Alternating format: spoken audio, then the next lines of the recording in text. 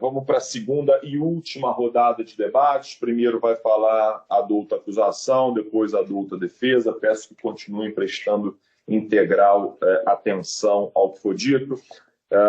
Doutor Zagalo, então são 5 e 8. Doutor tem a palavra por até 2 horas. Acredito no senhor doutor Antônio Carlos Pontes de Souza. A saudação é rápida, porém sincera, honesta. É a primeira vez que trabalhamos. Receba um fraternal cumprimento à presidência. Obrigado. E ao Tribunal de Justiça representado por Vossa Excelência. Obrigado.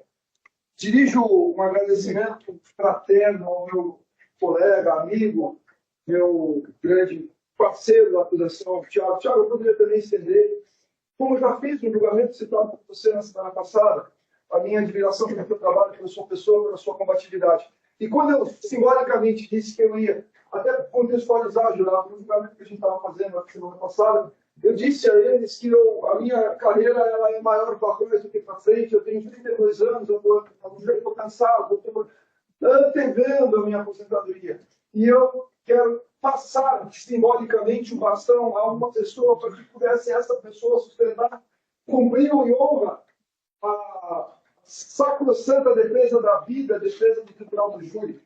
E eu vejo no doutor Tiago essa pessoa que irá receber esse simbólico gesto por conta de sua competência, por conta de sua honestidade, por conta de sua ética, por conta de sua capacidade. Se fiz, reitero. E sei que está sendo gravado, então, para que perpetuada fique a minha admiração, reitero-a, porque é em você que eu vejo o futuro Tribunal do Júri pelo viés do cordão vermelho que representa o sangue da vítima deitada por conta dos disparos. Que Deus o abençoe em sua carreira, que eu sei que é longa. E aqui, sem mais delongas, por conta da execuidade do tempo, leve nesse seu longo caminho pelo Tribunal do Júri a certeza da minha convicção de que o Ministério Público está extremamente bem representado na sua pessoa. Aos assistentes de acusação, a bancada na defesa, eu não vou nominar todo mundo porque o tempo é curto, o direito de defesa representado por todos, minha saudação, aos senhores serventuários, às pessoas que garantem a segurança, seus policiais militares, às pessoas que dão publicidade ao ato, à família da vítima, que sente aquela situação que foi citada aqui no início do nosso debate, a presença da ausência. A presença da ausência dói de uma dor lancinante. E ela diminuirá a certeza em que aquele que provocou essa dor irá pagar pelo equívoco, pelo erro, pela barbaridade, pelo crime que ele cometeu. Nós não iremos trazer de volta nenhum dos três, mas sairão daqui com um mínimo de alento, sabendo que houve a condenação da sociedade. Então, a todos, confiem no Ministério Público, confiem na Justiça. Para todos aí, a própria empresa foi tão atacada aí, nos meus cumprimentos aos jornalistas, e aos jurados, muito obrigado pelo dia de ontem, dia de hoje. Adoraria fazer, não trabalho nesse primeiro Tribunal do Júri, a minha atuação é no 5º Tribunal do Júri, foi do lado, muito provavelmente não nos veremos, essa é a primeira e última vez que eu aqui como promotor de justiça atuo nesse primeiro Tribunal do Júri, a convite do meu parceiro, do meu irmão, do meu grande colega Tiago, para atuar nesse caso. Então, eu faço uma saudação muito rápida, até porque a Aline, também parceira aqui do dia a dia, a nossa DJ aqui, nossa responsável pela condução dos trabalhos cibernéticos. Não vou demorar, tenho 2 horas, não usarei, tenho certeza que não usarei um compromisso que eu já desde logo celebro com o Ministério de Setembro. Não usarei as 2 horas, usarei um tempo absolutamente essencial para reforçar de uma outra perspectiva, sob uma outra ótica, a necessidade da condenação deste assassino que hoje está aqui sendo julgado entre nós, por nós. E não está aqui, graças a Deus, ele, se chegar, não terei problema nenhum. Jurados, e eu digo isso, ele não quis responder às nossas perguntas. Porém, nas 2 horas em que ele foi interrogado, por diversas vezes lançou retos e desafios contra nós, especificamente contra a promotoria, contra mim e contra o doutor Tiago, e bateu de uma forma desleal com quem não podia se defender, que era o advogado da família da vítima. Ele apontou o dedo para a acusação, e quando se aponta o dedo para uma pessoa Não, ninguém percebe, mas 3 dedos estão apontados para nós. A postura que ele teve ontem aqui muito deixa clara a sua personalidade. Quando ele apontou o dedo para nós, 3 dedos estavam apontados, porque ficava clara aos olhos do conselho de sentença a sua personalidade. Ele mal deixava a sua advogada falar. E isso cala muito clara e cristalinamente no contexto que nós estamos julgando. Negou, mas ao negar de forma lacônica, não explicou a cena e a dinâmica dos fatos.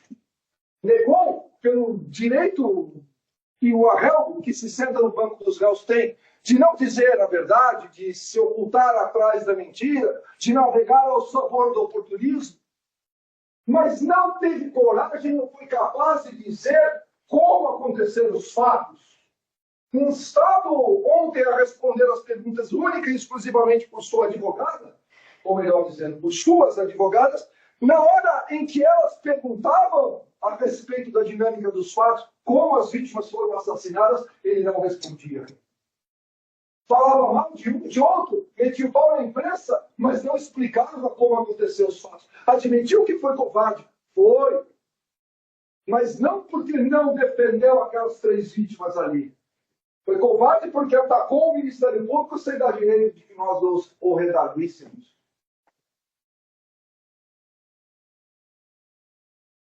Eu vou fazer algumas considerações em complementação. E vou começar do fim para o começo. No final da exposição defensiva, o doutor Tiago fez uma parte, a doutora Miriam, dizendo, doutora Miriam, e eu aqui, durante a minha exposição, dou o direito à senhora responder a parte que o doutor Tiago fez, a senhora não respondeu. Se não foi o seu cliente que matou, quem matou as 3 vítimas? O Ministério Público provar. Estamos provando. O Ministério Público diz há muitos anos que quem matou as 3 vítimas está sentado ali. A defesa disse, não foi. Foi outra pessoa. Quem foi? O Ministério Público é quem tem que provar. Provar que é ele. Então, jurados, vejam bem. Percebam que ao ser listada, ao ser apateada pelo doutor Tiago, a nobre defensora, e eu estou fazendo isso com muito respeito, o doutor Tiago, naquele primeiro momento, disse, se não foi o seu cliente, quem foi? Ela não respondeu. Me dê uma alternativa para que nós possamos acreditar que não foi o Paulo, o autor dos 3 homicídios. Me diga uma possibilidade, uma pessoa que possa ter interesse. Porque eu perguntei ontem, durante a longa instrução que nós tivemos, quais eram as possíveis razões para as quais outras pessoas que não ele tinham para matar e executar de forma covarde as 3 vítimas. E ninguém, não teve uma única pessoa, e eu agora lhe dado de volta para a advogada do réu que diz que não foi ele. Se existe alguma outra pessoa no radar da defesa que pudesse ter sido a responsável por essas 3 mortes. E ela disse que não sabe responder. Laconicamente diz, incumbe ao Ministério Público provar. Sim, nesse aspecto, ela tem razão. O sistema jurídico gira em torno dessa máxima. O Ministério Público inclui a demonstração da culpabilidade daquela pessoa que ele, o Ministério Público, está acusando da prática de crime. Seja esse, ou seja qualquer outro. E nós fizemos isso. Não é possível, em sã consciência, jurados, que os senhores tenham alguma dúvida em relação à responsabilidade, à culpabilidade do acusado. Não tem. Não é possível. Porque foi colhida ontem uma robusta quantidade, e mais, não é só quantidade, qualidade de prova de autoria. Foi reforçada essa prova absolutamente inquestionável por conta da brilhante exposição daquele que é um dos melhores promotores lá em São Paulo, do Brasil. Não é porque ele tem um caso muito bom e retoricamente ele conseguiu. Não! É porque a forma como ele expôs, fosse um outro promotor, talvez não tivesse essa mesma destreza que o doutor Tiago teve. Em abordar, da forma como foi abordada a prova de um processo longo, grande, pesado. para refutar essas duas exposições, seja aquela de ontem, durante a longa colheita de provas, e seja pela argumentação absolutamente contundente que o doutor Tiago fez aqui, nós tivemos a defesa, com todo respeito, em nada contribuindo para a absolvição do seu cliente, limitou-se a meter o pau na coitada da Isabela, ao exibir um podcast que era 4 anos depois dos fatos, meio que colocando em xeque a credibilidade de sua pessoa por conta de comentários que pessoas fizeram no tribunal da internet. Doutor, fazer uma parte. Pode. Em um momento, nós falamos da Isabela. Não. Nós falamos de estávamos falando da Isabela e o quanto isso era negativo também para a imagem dela. Se fizeram isso com a imagem dela, Sim, que não é acusada, imagina o que fizeram com o a Paulo. defesa dela, só os comentários fazendo alusão ao quão censurável é o fato da coitada da Isabela ter visto o pai assassinar o namorado da mãe e do pai. E hoje, graças a Deus, ela conseguiu se estabelecer. E ainda foi dada uma interpretação equivocada, descontextualizada em sua exposição naquela podcast. Quando ela disse, perguntada, foi exibida aqui uma parte, perguntada, ela disse como é que era a sua sensação, e ela hipotecou solidariedade à família da vítima, das vítimas. Disse, meu pai, o assassino, estava foragido, e essa não prisão, essa ausência, gera uma incerteza de injustiça, uma sensação de injustiça em relação aos familiares. E é verdade, por um segundo, porque essa dor é alucinante. Um segundo, pensem nas pessoas mais queridas da vida de vocês. Pode ser um pai, um filho, um irmão. Agora, porque a dor é difícil de ser.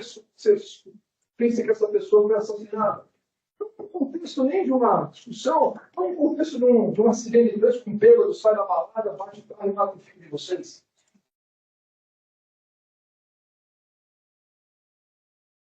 É disso que essa moça estava falando.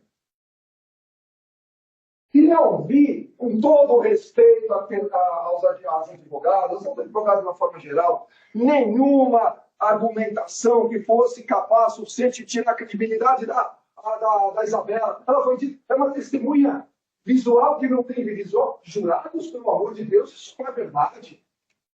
Ela foi muito honesta aqui. Se ela quisesse ser parcial, se ela quisesse mentir, se ela quisesse criar uma imagem diferente daquela que efetivamente ela viu, ela teria mentido de... Não, eu estava visualizando, enxergando a cena do meu pai executando. Houve tiros de cima para baixo que foram dados no Rafael.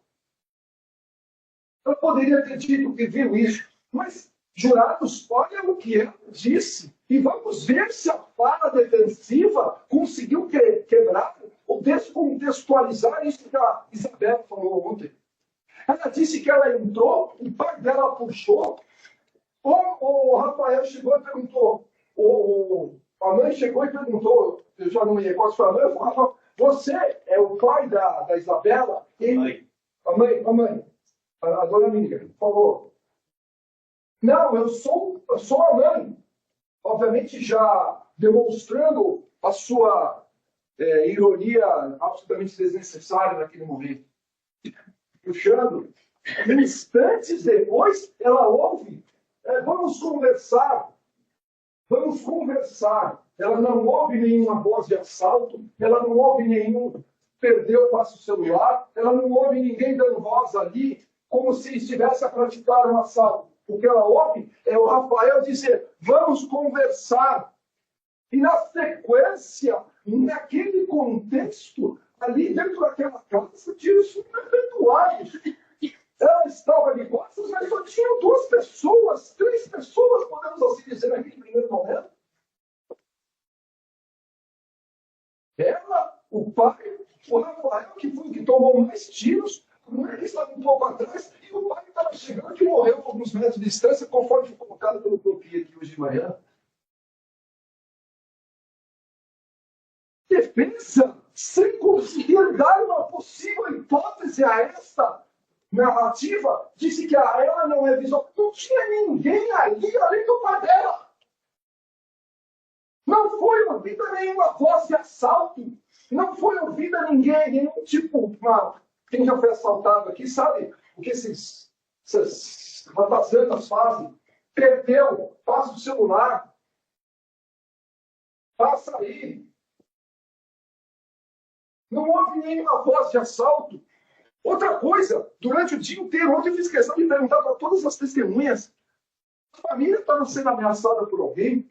Alguém que quisesse oportunisticamente matar, e naquele momento, ao encontrar as 3 pessoas que elas eventualmente já desejavam por motivos quaisquer, que não aquela motivação que foi colocada aqui, e ninguém disse que as famílias, que a família, ou que as vítimas estavam sendo ameaçadas e desejadas a morte de ninguém. Então, jurados, excluímos, e isso é um primeiro elemento a ser considerado pelo Conselho de Sentença.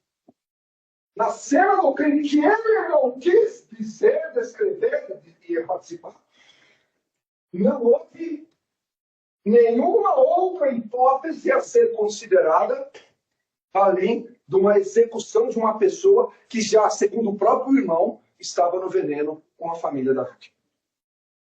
Aí, a gente exclui a possibilidade de um assalto. Por várias razões. Primeiro, porque ninguém que estava lá ouvia alguém na voz de assalto. Passa o celular, perdeu, mão para a cabeça, qualquer coisa assim. Então não teve voz, não teve ninguém dando algum tipo de abordagem lá em relação ao assalto. Segundo, nada foi levado. E veja bem, jurados, a casa estava aberta, esse possível ladrão não entrou na casa de modo a poder assaltar coisas lá dentro, levar coisas lá dentro. O carro estava sendo estacionado na frente, a 2 metros mais ou menos. Poderia ter sido levado, não foi. Celulares, carteiras, pingentes, correntes, não foram levados. Não houve nenhum ataque patrimonial lá. Não houve um latrocínio. Por outro lado, também não houve nenhuma hipótese de crime planejado, desejado, por quem quer que seja, porque essa família não tinha inimigos. E ninguém queria a morte dela. Por isso que indagada agora, inclusive nesse repto que eu lancei a defesa, ela consegue explicar. Agora, do outro lado, eu faço as seguintes ponderações, jurados. Vamos imaginar que tenha sido uma terceira pessoa que tenha chegado ali, que é a hipótese que a defesa coloca com vocês. Não foi o Paulo, foi qualquer outra pessoa. Vamos imaginar algumas considerações, e a lógica humana, sim, é a melhor das provas. A lógica humana, sim, é a melhor forma de nós raciocinarmos para interpretarmos uma prova do processo. Por que essa pessoa não atirou no Paulo? Ninguém sabe. Matou, coincidentemente, as 3 vítimas pertencentes à mesma família. Seu João, Dona Miriam e o Rafael. Não tocou no acusado. Já que era uma terceira pessoa, praticando um assalto, por que não entrou na casa? Por que não levou os pertences? Por que não roubou o carro? Por que não assaltou o Paulo que estava lá? Dirigiu a sua ira sem dar voz de assalto para 3 pessoas da mesma família, coincidentemente. Por outro lado, excluímos a possibilidade de vingança em relação a eles, porque elas não estavam sendo desejadas por ninguém. É errada a conclusão da defesa aqui, no sentido de que o motivo não é prova, é óbvio que é. É óbvio que é, o homicídio é evidente que é.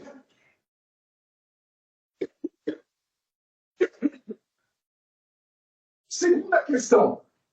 Se existisse uma terceira pessoa de modo a ser ela na executora desse crime, e não fez mal nenhum a ele, porque ele saiu e tem uma imagem dele num estabelecimento comercial, correndo, fugindo dali da cena do crime.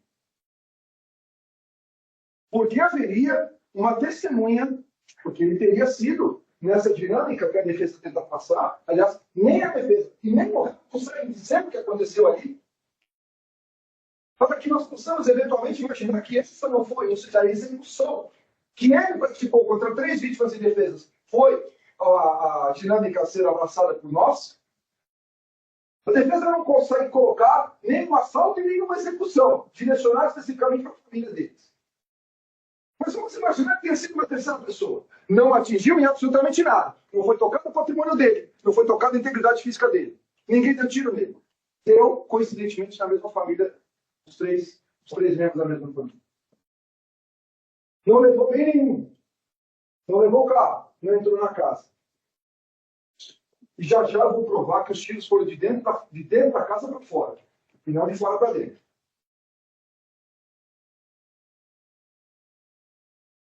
O Paulo, que seria testemunha dessa execução, ou barra latrocínio, foge dali. Vai logo. Para nunca mais ser visto. Daquele instante, ele fica 3 anos foragido com um documento. Então, mudando a forma de se vestir, tirando barro, botando barro, usando um documento falso, pelo qual, inclusive, ato que ele foi condenado aqui pela justiça brasileira. Quando preso, estava usando um documento falso. Porque haveria, então, e a lógica, o raciocínio que vocês devem passar em cima disso é absolutamente imprescindível para que nós possamos fazer um trabalho de nossa segurança. Por que ninguém acertou ele? Por que a testemunha precisou fugir? Por que a testemunha de lá nunca mais foi vista, nunca mais entrou em contato com ninguém? Mais uma coisa.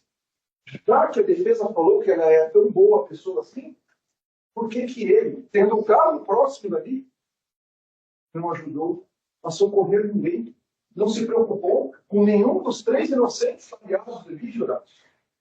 Vamos imaginar, e não me responda, raciocine em cima do que eu vou colocar agora para você, que por Deus me livre você ter testemunha uma cena como essa, mas você vê 3 pessoas, uma senhora, uma mulher, um menino e um homem sendo executados, e você passa uns anos e vai embora sem nada tributar ali e ajuda aquelas pessoas.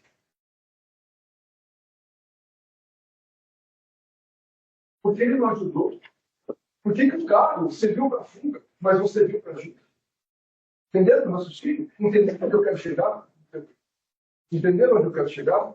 Por que o carro que ele usou para fuga, já que ele era só testemunha, a pergunta número 1, que ninguém me respondeu até hoje. Por que a testemunha fugiu? Por que precisou ficar 3 anos foragida? Foi uma pergunta que o doutor Tiago fez. Porque a imprensa estava massacrando. Culpa a imprensa, culpa o delegado, culpa não sei quem, culpa a Isabela. É a terceirização da responsabilidade. Essa é a tese defensiva. A terceirização da responsabilidade é da imprensa, do delegado que comemorou, é da Isabela, que hoje está bem, graças a Deus, participando de podcast. Mas não me explicou por que a testemunha de uma latrocínio ou de uma execução, você sabe? Fugiu. Por que não socorreu? Porque precisou ligar para um irmão pedindo a contratação de advogado criminalista. De um amigo. Por que não socorreu uma mulher assassinada, avaliada na porta de sua casa? Já que ele não é o autorista. Por que não ajudou com o socorro? Ainda que inóculo, ainda que as vítimas não tivessem na iminência de morrer depois de terem sido baleadas por vários tiros que estavam delas.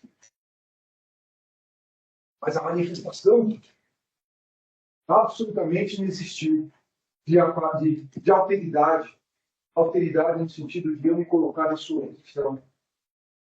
Eu projetar em você o seu, no meu sentido, em mim, o seu.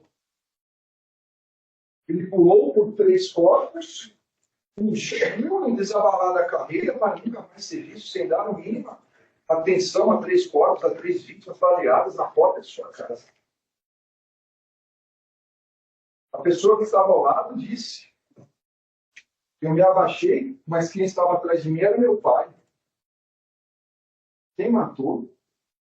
Qual foi a terceira pessoa que ninguém viu? que não existiu. E essa pessoa que estava atrás de mim, é por isso que tem que criticar a Isabela.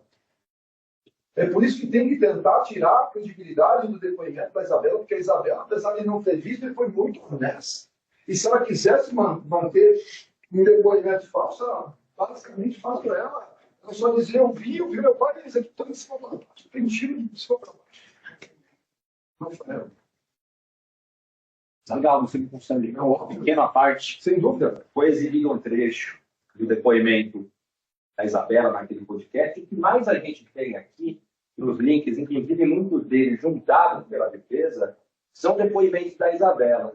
Num deles, inclusive tem a manchete do depoimento, ela chega e diz: não é fácil ser filha de um assassino. Não é fácil ser filha de um assassino. Ela perdeu uma promoção de emprego. A Vanessa, inclusive, também perdeu emprego. Até o Vanderlei perdeu emprego por causa do assassino. Mas eu vou além, encerrando. Não, pode falar, eu vou além. Vou encerrar. Eu daria uma incrementada nessa frase, meu amigo. Se não é fácil ser filha de um assassino, é muito mais difícil ser um familiar de uma vítima morta por um assassino.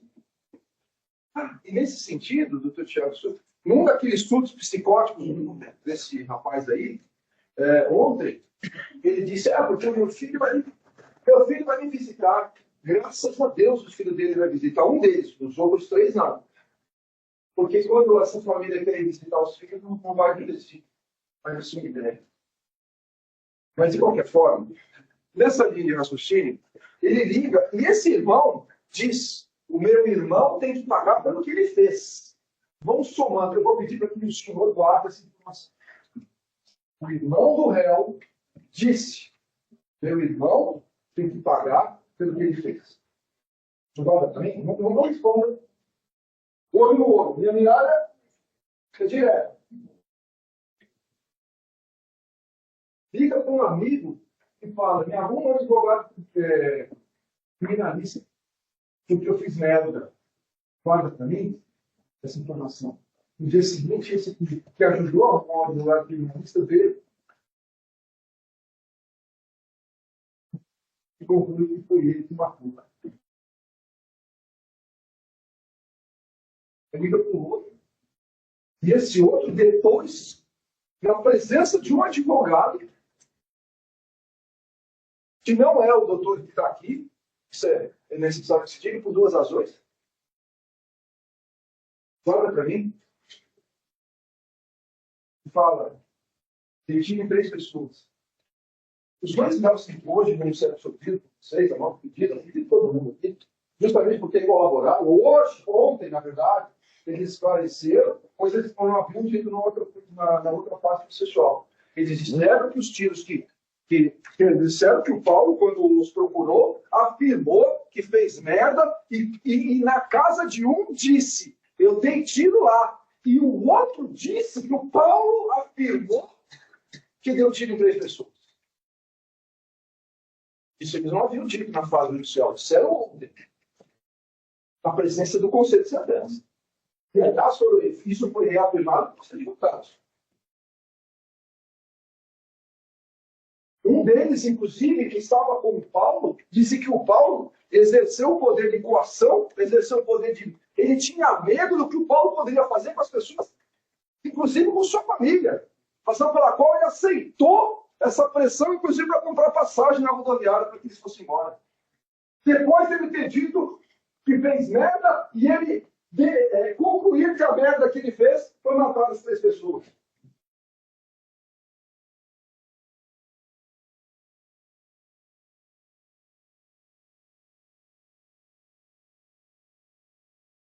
Isso foi dito na presença do Conselho de Sentença.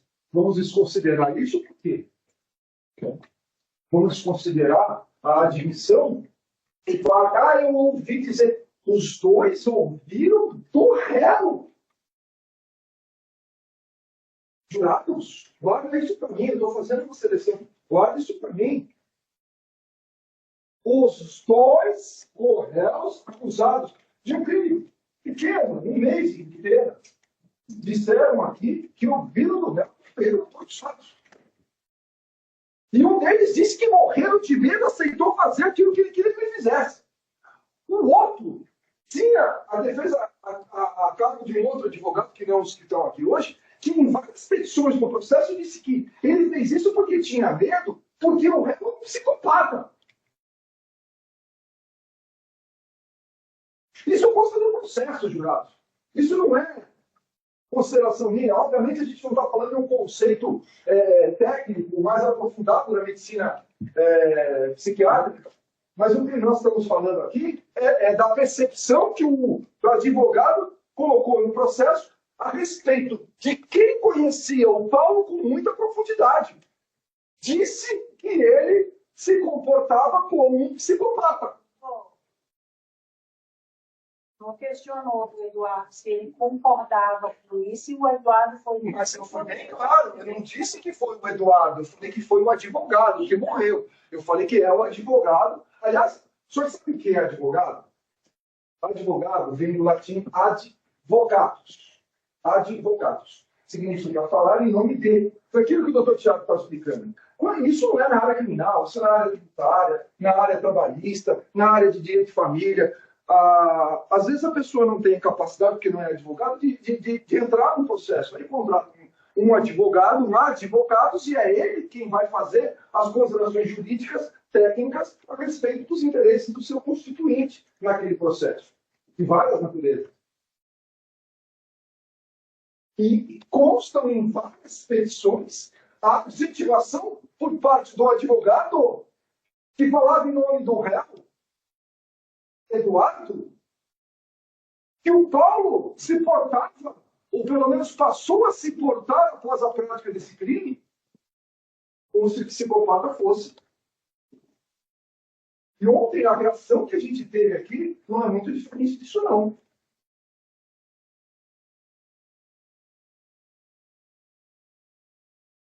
Bom, eu falei para vocês que eu ia provar, e vou fazer isso agora, que os tiros foram dados de dentro da casa para fora. Quem atirou, sobretudo na primeira vítima, estava dentro de casa. E quem a Isabela disse que estava nesse momento, naquele reduto. Você guarda isso para mim? 3 pessoas. Ela, pai,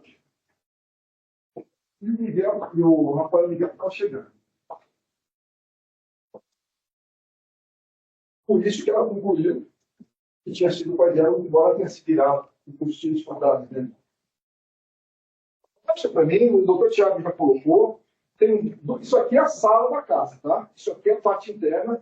E aqui, coloca aquele vídeo antes de eu dar prosseguimento, para que a gente possa, porque eu sei que tem 3 jurados experientes. Eu quero mostrar para vocês como funciona o disparo de uma pistola. Para que vocês possam entender a relevância desse meu argumento. Isso é uma pistola, vai dar um início aí.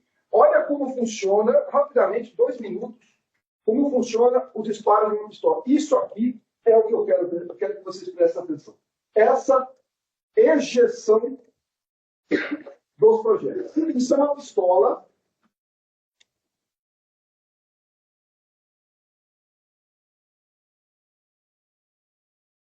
Não é um revólver. O revólver é aquele que tem um tamborzinho aqui. Quando a pessoa atira,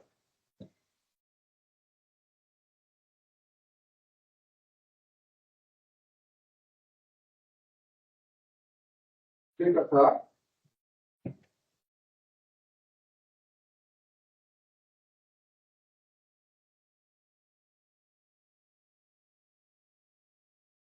Espera um pouquinho, porque senão a gente vai...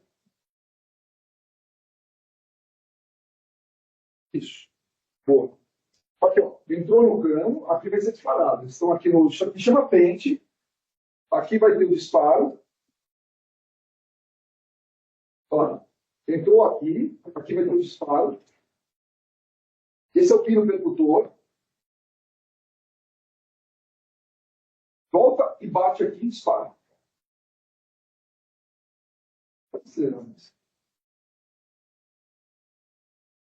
Vai bater, pum. É ejetado o projétil e vai embora. Essa cápsula aqui, ela é ejetada para a lateral da arma. Bom, o projétil vai embora. O projétil indo embora, a cápsula ela é ejetada na lateral da arma.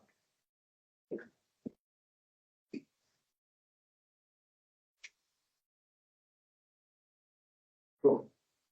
Vocês visualizaram? Aqueles que nunca viram, não atiram. Não tem, não. Aí, ó, tá vendo? O projétil é ejetado. O projétil não, a cápsula é ejetada e ela cai ao lado da arma usada pelo atirador. Então, se eu atirei aqui, eu não vou atirar contra vocês, não. Eu vou atirar na parede porque eu atiro aqui, puf. A minha arma, a minha pistola, vai fazer com que a cápsula seja ejetada para a lateral. Portanto, vai cair aqui. Isso significa, isso é muito importante. E aí volta naquele laudo. Esse laudo, essas fotos que nós estamos aqui projetando, isso aqui é um laudo pericial. Isso aqui são fotos, isso aqui faz parte, jurado, de um laudo a partir da atuação de peritos do Instituto de Criminalística. Isso aqui não é... Isso aqui, o local de crime foi preservado, foi mantida intacta a cena do crime. Os peritos, agentes públicos do Instituto de Criminalística Estadual são chacionados e aí eles vão lá. Isso aqui é fruto da atuação de peritos criminais. Isso aqui não é uma foto de internet. Isso é um laudo. Eu estou exibindo um laudo. Quantas folhas, doutor, por favor? Especificamente essa foto 116. e eu laudo de a partir da... O laudo do local, então, 75 a... Nossa, aqui, ó. Está a partir do 75 em diante.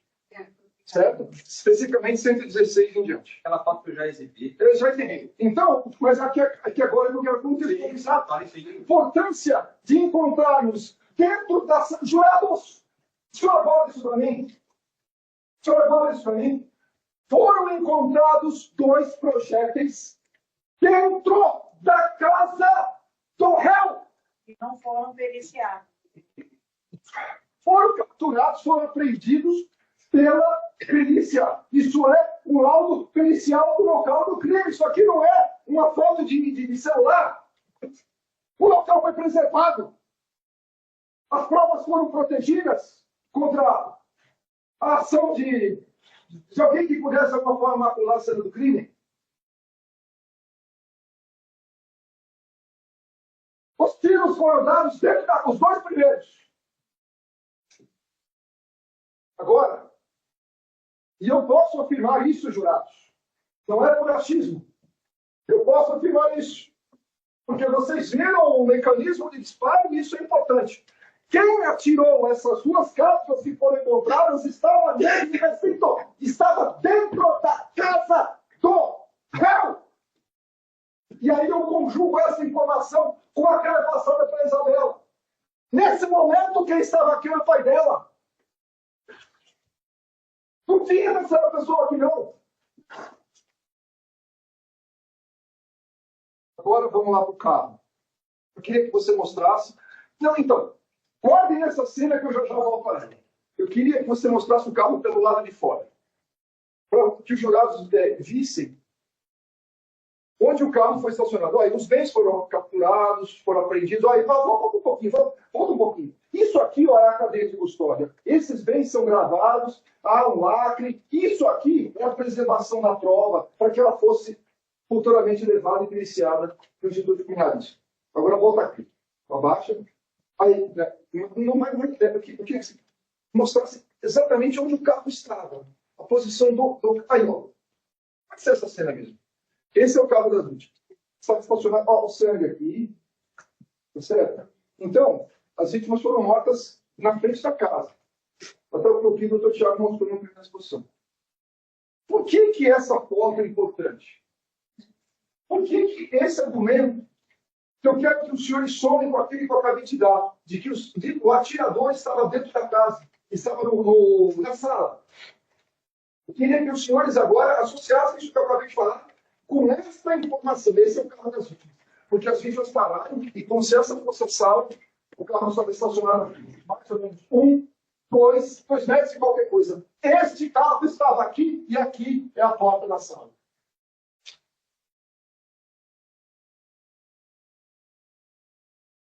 Aqui é o tiro que foi dado e que resvalou, passou no carro. Agora, aquele... A perspectiva dessa foto, Zagal, se me permite, foi tirada da sala, de frente da casa. Exato. Você vê o carro. Não, isso é uma foto que eu vou mostrar mais pra frente. Jurados, olha o tiro, olha a trajetória do tiro.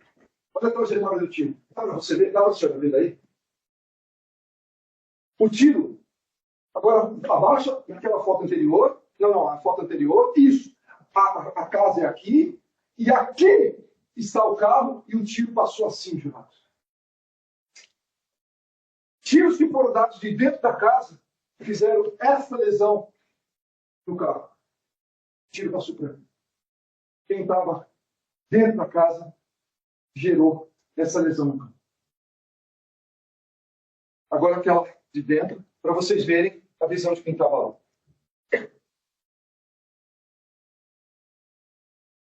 Então, calma. Aqui é a sala. Os tiros foram aqui. E olha onde é que está o carro. Dá para ver aí? Dá um aumento aqui para aqui. Aqui. Aqui é onde estavam os projéteis. Para além dessa parede aqui. Os projéteis estavam desse lado aqui. E aqui está o carro. Olha aqui. Essa é a visão. Essa aqui é a visão. Aqui foi o carro. E a forma como foi lesionado. Quem atirou daqui de dentro e lesionou o carro. E aqui, mas já na calçada, estavam os corpos, e essa cena eu não vou submeter novamente. Vocês verem aqui. Quem atirou estava aqui. Quem atirou estava dentro de casa. Terceira pessoa! Terceira pessoa! Era aqui que estava! Isabela! Que foi o pai dela que atirou? Não tinha ninguém ali! O tiro foi dado dentro para fora! E é por isso que não tem voz de assalto, e é por isso que não tem execução. Porque quem deu início às execuções, às barbaridades, estava aqui dentro. A primeira vítima foi o Miguel, o Rafael. O Rafael tomou vários tiros e conseguiu de cima para baixo. Depois matou a dona Miriam, depois matou o seu João, que estava um pouco mais afastado. O corpo de um quase sobreposto ao outro. E eu digo mais, dá a entender, a gente não tem como fazer, porque não tem imagem. Porque não tem imagem, porque o DPR foi subtraído pelo irmão dele. O DPR, que dava a possível inocência dele, foi subtraído 2 dias depois pelo irmão dele.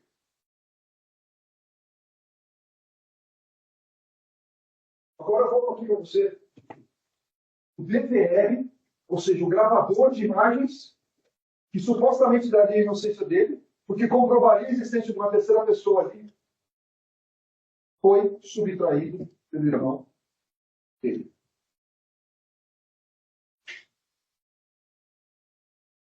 Quem atirou estava aqui dentro. Não tinha terceiros.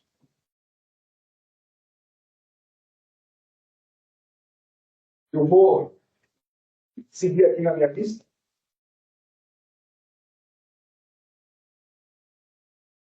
Tem 10 tópicos. Eu abordarei.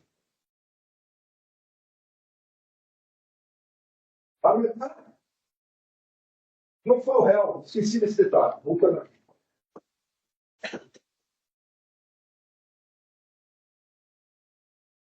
Não foi o réu. Deixa essa cena aí. Essa cena vai morrer aí. Eu vou terminar. Por favor, aqui. Quem atirou estava aqui dentro. Quem estava aqui dentro, segundo Isabela, e não tem absolutamente nada a não ser preconceito. a não ser preconceito por uma pessoa que não tem motivo nenhum para ser alvo de preconceito, que teve a capacidade de hipotecar solidariedade à dor da família, coisa que o réu ontem não teve coragem de fazer. Segunda pessoa, quem estava aqui era ela e ele. E o Rafael então chegou.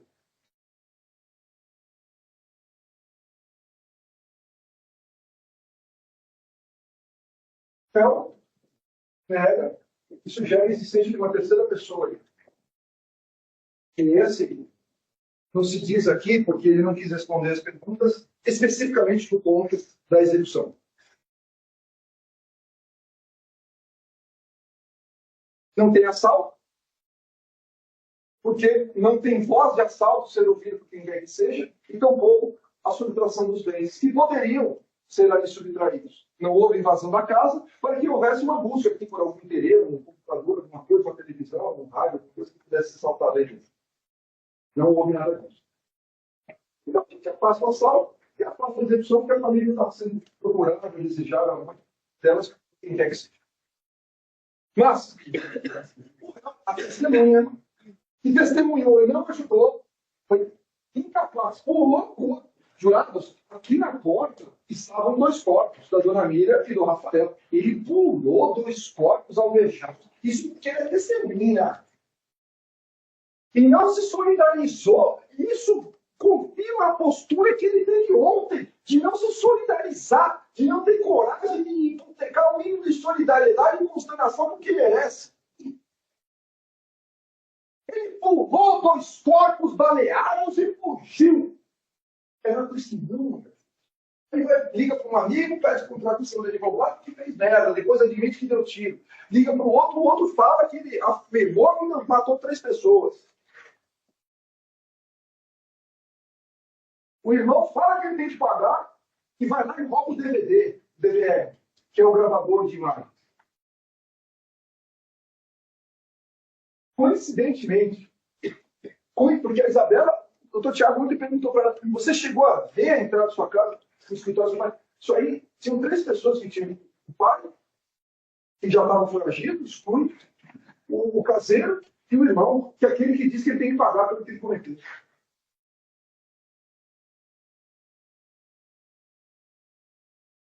Ali, começa a investigação, e olha comigo, mais uma vez eu volto aqui para você. Raciocina junto comigo. Foi feita uma busca e apreensão nos 2 homicídios dele. Eu não quero entrar nessa questão, porque a gente não está discutindo isso. Cada um tem os seus problemas e cada um tem as suas deliberações sobre os problemas que a gente tem. Não vou entrar nisso. Mas ele disse que ele tinha arma.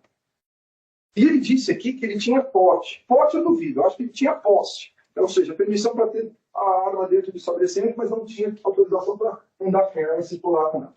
Isso chama posse, que é diferente de pote. Aí, ele saiu imediatamente dali, após terceira pessoa, que ninguém sabe quem é e nem o porquê fez isso. E ele nunca mais foi visto. Nunca mais manteve contato com ninguém da família, a não ser os irmãos que ajudaram, os amigos de irmão que ajudaram na invasão dele, na fuga. E depois ele ficou 3 anos sem ter contato nem propriamente com os filhos, foragido, mudando com documento falso. Vamos parei para depois voltar para esse argumento. Vamos parar com essa hipocrisia e dizer que ele não se apresentou porque tinha medo. Que é isso, jurado? Vamos imaginar, ele era procurado há 3 anos, ele era um dos mais procurados, um dos 10 bandidos mais procurados do Brasil. Estava na lista, na difusão vermelha da Interpol. Por isso que ele estava com documento falso. Teve 3 anos para se apresentar. Aí não se apresentou porque estava com medo. Tá, ele estava sendo caçado, como ele mesmo disse, como uma fera. Se fosse assim, ele teria sido morto. Assassinado, quem quer que seja, ele está preso um tempão e ninguém tocou nele. Então vamos ver esse argumento barato, retórica barata. Retórica para tentar justificar o injustificável.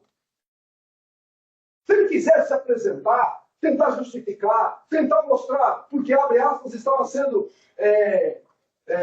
acusado injustamente, ele tinha 3 anos e não queria, tanto que ele foi preso com documento falso, assumindo uma outra identidade.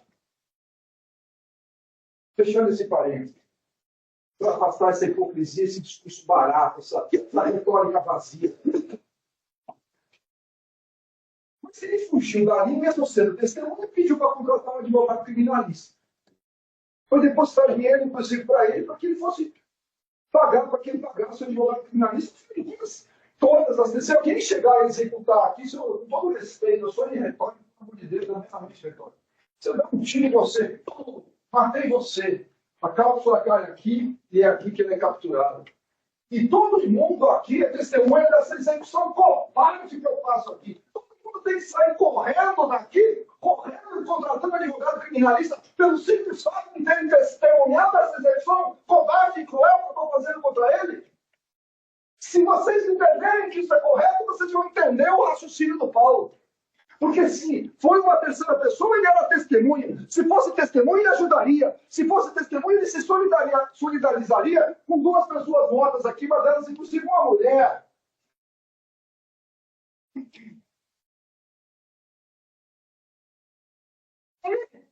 Na busca e apreensão que foi feita nos seus 2 domicílios, a arma teria sido encontrada.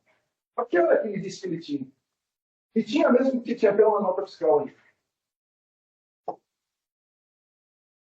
E a arma foi encontrada. Na busca e apreensão que a Polícia Civil fez na casa, nas duas.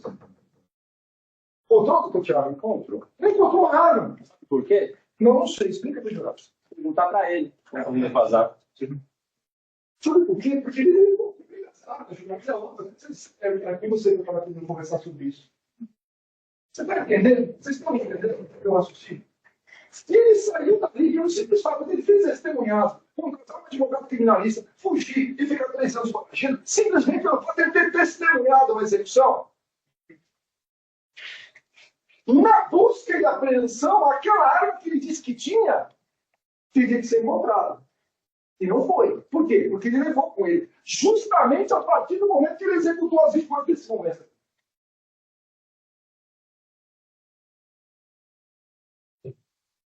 Não foi encontrada a arma que ele disse que tem.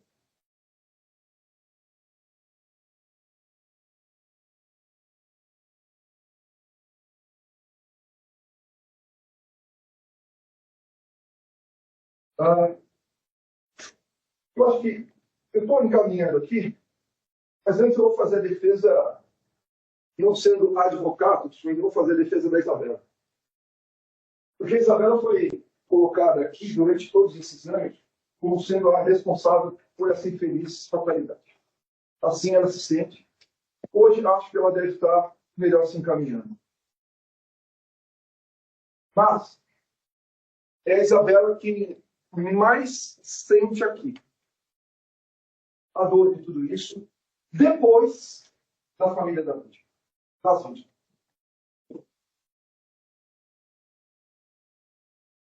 Nós ouvimos a Isabela ontem. Nós ouvimos a Isabela no outro julgamento que não terminou.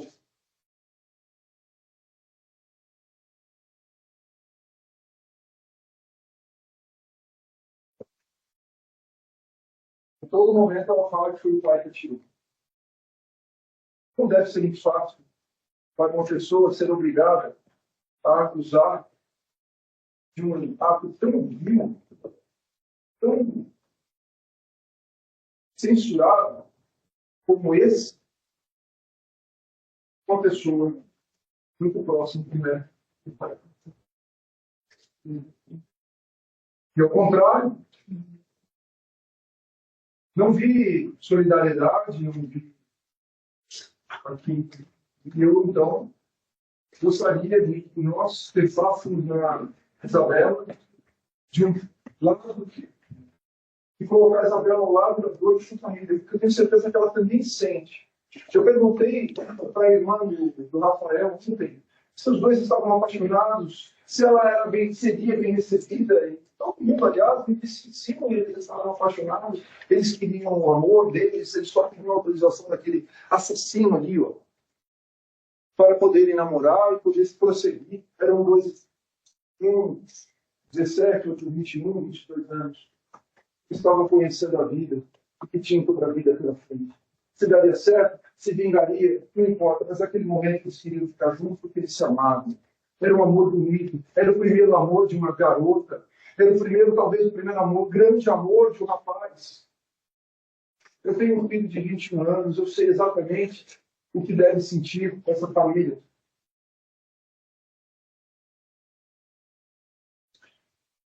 Hoje nós estamos aqui, jurados, eu estou me encaminhando, desculpe se me acometo de alguma emoção, de alguma emotividade, mas é porque hoje nós estamos diante de dois valores. E se alguém tem dúvida sobre o caminho a ser trilhado, abracem esses valores como forma de fortalecimento da tomada de decisão de vocês. Eu não tenho dúvida nenhuma do caminho que vocês já tomaram e já estão convencidos. A defesa virá aqui e vai falar mal da imprensa, vai falar mal da polícia, vai falar mal da gente, vai falar mal do juiz, como foi falado aqui, que o juiz é parcial, vai falar mal de todo mundo. Só não vai falar mal daquele que matou 3 pessoas e acabou uma família e é com a vida em prol. Mas os valores a que eu me refiro são 2. E aí vocês vão escolher que lado dessas duas situações polarizadas vocês vão se inclinar e terem batido. De um lado, nós temos o amor. Não é retórica. Porque foi o amor que inspirou aquele casal a ficar junto a despeito das agruras impostas por esse cidadão aqui. Era muito mais fácil para o Rafael ter aberto mão daquele relacionamento. Uma vez que ele estava apaixonado pela menina. Era muito mais fácil a Isabela ter engolido tudo aquilo que, afinal de contas, era a vida dela mesmo. Era um pai agressivo, era um pai possessivo, era um pai absolutamente... É isso que nós vimos ontem. Era muito mais fácil, mas eles não. Eles enfrentaram essas realidades no dia dos fatos, como forma de pedir autorização aos jurados, para que aquele sentimento puro de uma menina de 17 anos e 21 pudesse se materializar. Eles simplesmente queriam poder namorar. Não era uma família ruim, muito pelo contrário, uma família absolutamente muito bem, religiosa, com bons princípios e que estava acolhendo aquela moça. E do outro lado não era uma menina aventureira, que podia passar na mão de um atorzinho famoso. Não, era uma menina que tinha sentimentos e que não conseguia materializar os seus sentimentos por causa daquele assassino que está sentado ali. E não adianta olhar com cara feia, não, porque cara feia, para mim, só tem 2 razões: ou é dor de barriga ou é genética.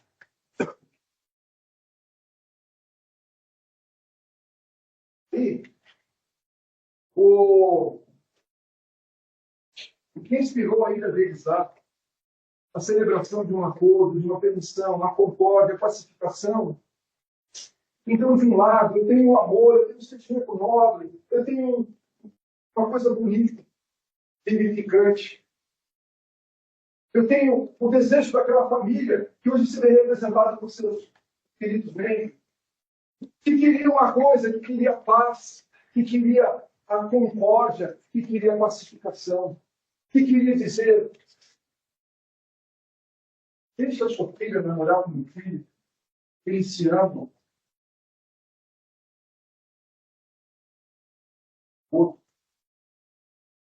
Um polo diametralmente oposto.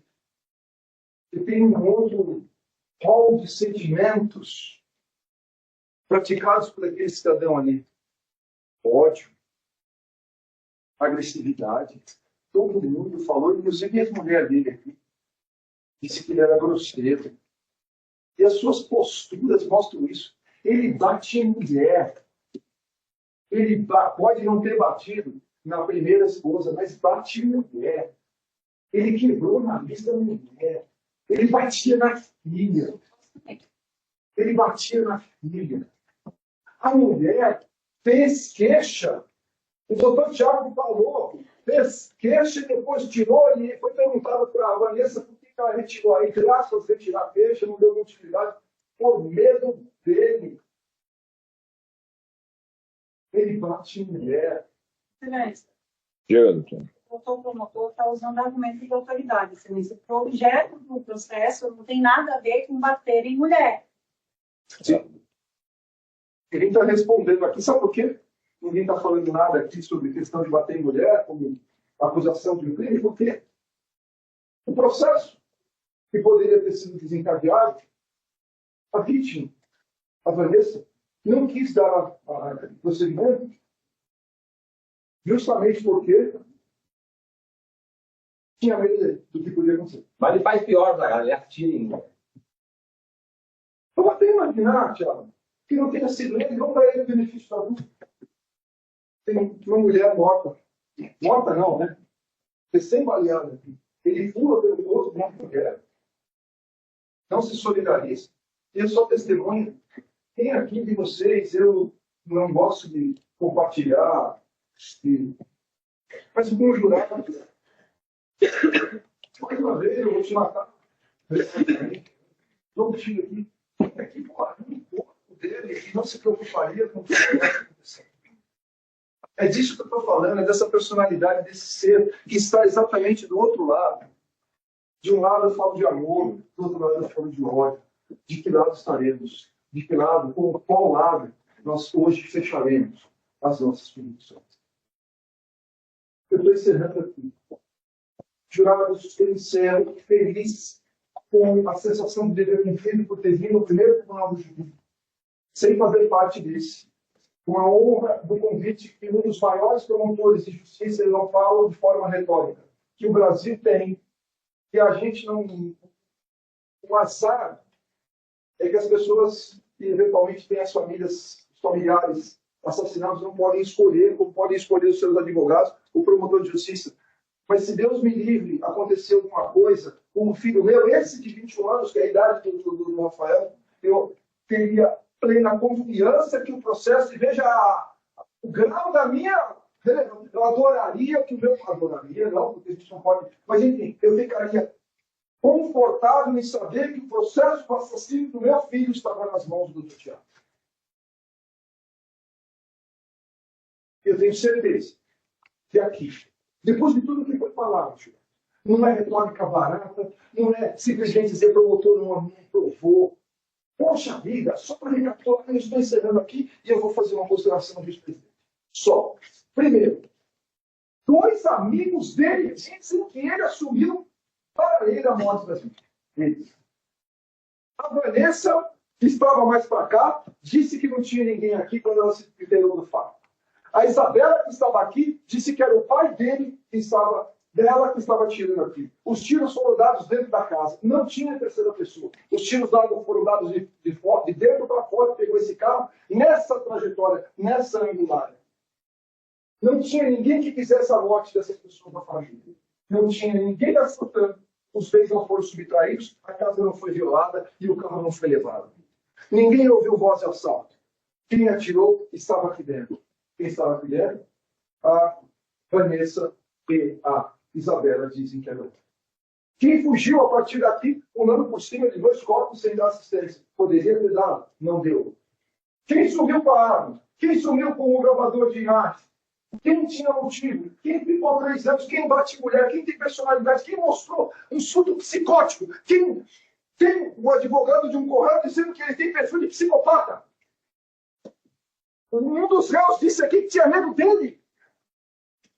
Isso porque, amigo, vocês vão soltar um homem desse?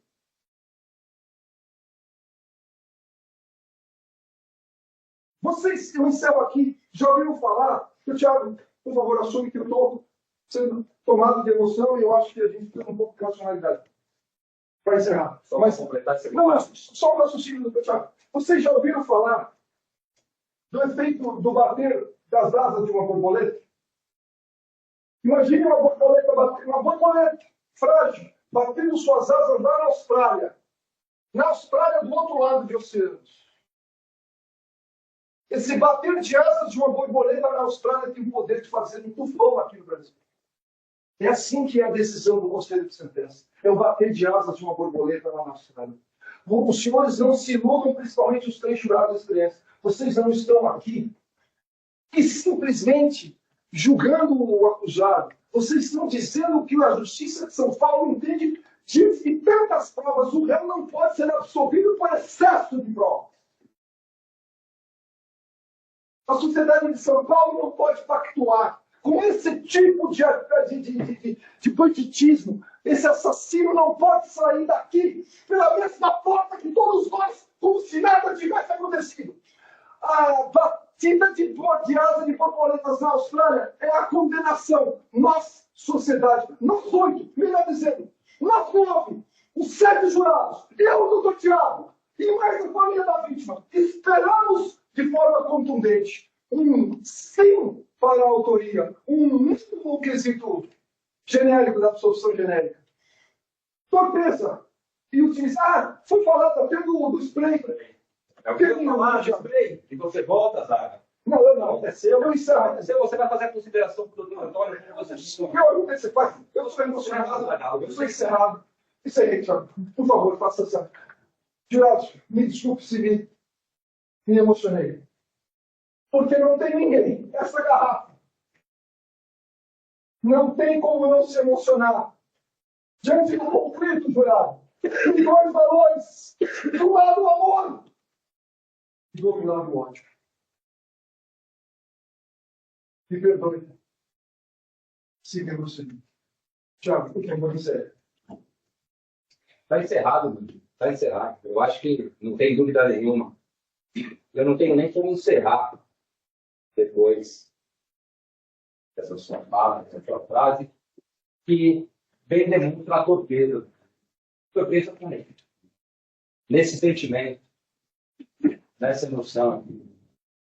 E o recurso que dificulta a defesa, você vai me falar bem breve. Minha fala da vítima.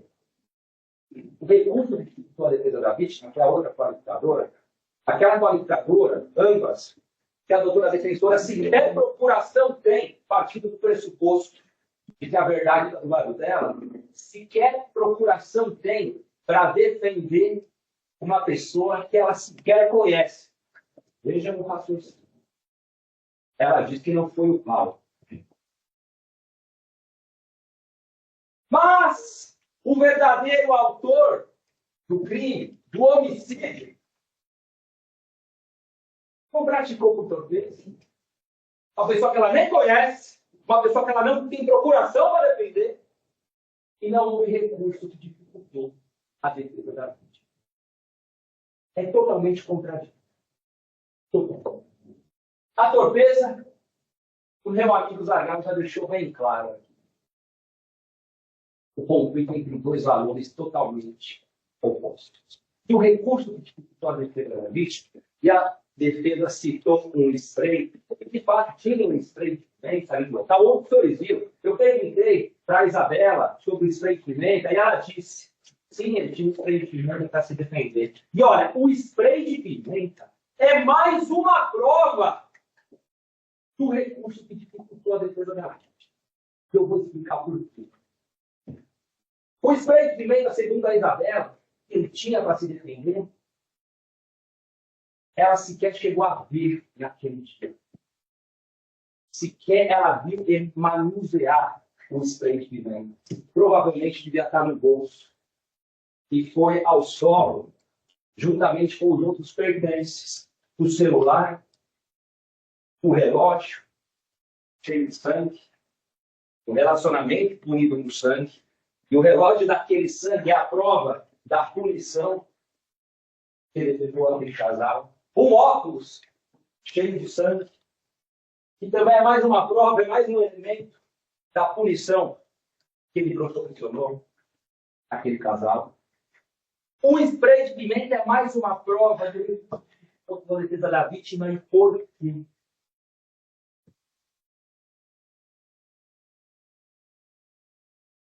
Um spray de pimenta, aquele pequeno braço, não é um símbolo de agressividade. Então, 15 dias.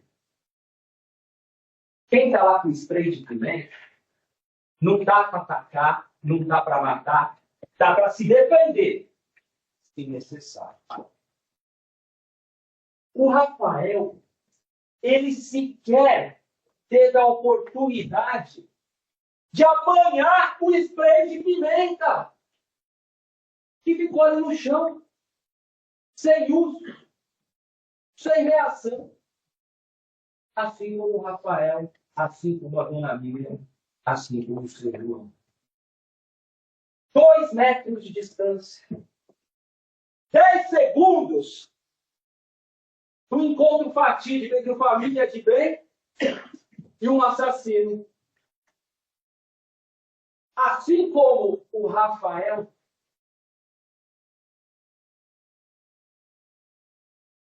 spray de pimenta, ficou lá, lançado no sol, ao lado do fogo.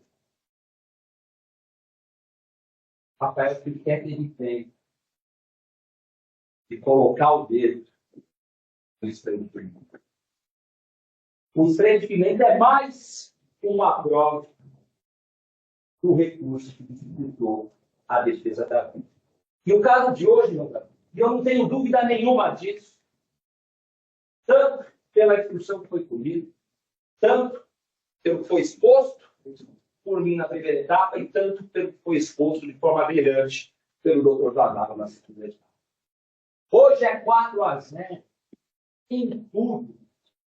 Aquele sujeito ali merece um voto sequer dos senhores. E eu tenho certeza absoluta que assim vai ser. Cerceamento de defesa. A defesa veio aqui, a doutora, falar de cerceamento de defesa. Ela juntou, inclusive, documentos fora do prazo, né? Como bem salientado pelo doutor. Todos os requerimentos foram alvo de decisão do doutor Antônio. Cerceamento de defesa, mesmo a descendo, eu tinha o direito de falar: a senhora não pode usar esses documentos, porque juntou fora do prazo. São 3 dias de deficiência, como eu não pode explicar. Eu disse, está lá no processo, escrita minha, assinado. Pode usar. Mesmo fora do prazo, se não tem medo, na verdade, pode usar, traz, use. Facultamos o máximo. Todas as possibilidades de defesa para ele. Cerceamento de defesa. Só tem 3 pessoas aqui que tiveram cerceamento de defesa. Que é o Rafael, que é a dona Miriam, que é o seu Jorge. Esse cerceamento de defesa, a doutora veio aqui e suscitou esses argumentos para um futuro recurso do Tribunal de Justiça. Que ela sabe, no fundo, que o jurado vai condenar ele, que ele não vai tomar nenhum voto. Então, ela quer suscitar esse argumento para poder, futuramente, perante o Tribunal de Justiça, alegar cerceamento de defesa. E vai ser indeferido, porque não houve cerceamento de defesa nenhum. O doutor Antônio fundamentou muito bem que foi indeferido. Mas a defesa, ele, o assassino, aquele sujeito, ainda tem a possibilidade de discutir eventual cerceamento de defesa. O Rafael não tem. A dona Miriam, seu João não tem. O cerceamento de defesa que eles tiveram é eterno. É para sempre. Definitivo. E teve alguém aqui que teve cerceamento de defesa. Não é ele.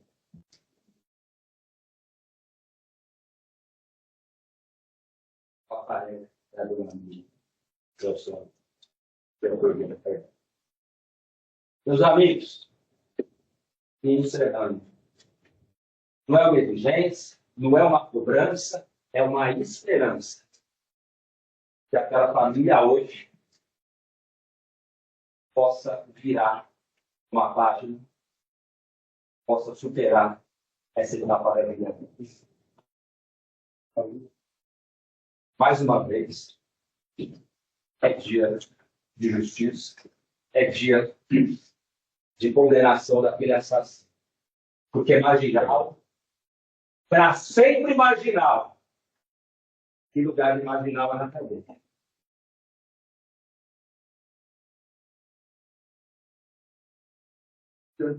Doutor Antônio, quer fazer, por favor? Então, ele foi colocado pela nova defensora a possibilidade de algumas considerações, obviamente técnicas, a partir da perspectiva do veredito.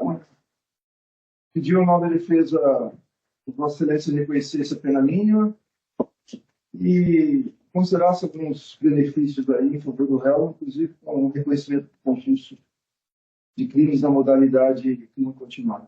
O Ministério Público requer o contrário, requer exatamente o contrário, requer que Vossa Excelência, por todas as considerações que foram feitas, pela personalidade do réu, pelas consequências do seu ato, pelo deboche que ele demonstrou ao longo dos 3 anos, dando de braço para a justiça brasileira, que todas essas considerações sejam levadas, todas essas circunstâncias sejam levadas em consideração por Vossa Excelência no primeiro momento, que seja fixada uma pena em um patamar superior e que não seja considerado, não é possível que 3 vítimas sejam consideradas apenas tão somente uma única para um acréscimo.